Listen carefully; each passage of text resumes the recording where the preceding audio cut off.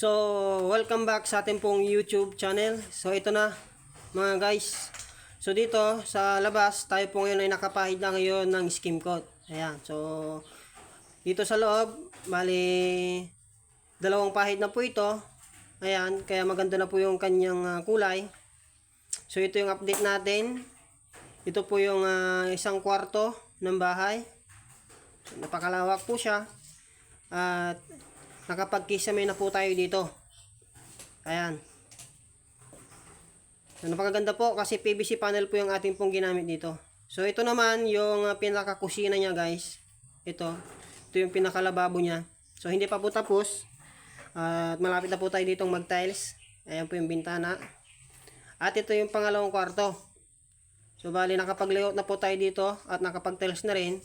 So hindi pa to medyo tapos. Ayan yung ginagawa po natin ngayon. At ganun din, the same, nakapag-ceiling na dito. Nakabit na po natin yung mga bintana. Ayan. PVC panel lang ginamit. So napakalinis. Ayan mga guys. So napakaganda kasi puti ang ginamit dito. So dito yung dalawang CR. So bale, hindi pa po tayo nakapag-tiles. Pero nakapag-ceiling na po tayo dito. Ayan. So makikita po natin, mapapansin natin yung butas na yan. Ito po yung tinatawag na manhole. Ito. Dito po tayo papasok. Kung nagkaberaya po yung electrical natin sa loob, o kaya nag-short, ay dito po tayo papasok. Para makapunta po tayo doon sa dulo.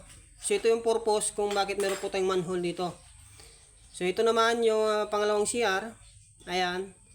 So nakapag-ceiling na rin po tayo the same sa taas. Ito, at di pa tayo po nakapag-tiles. So malapit na po tayo dito mag-tiles.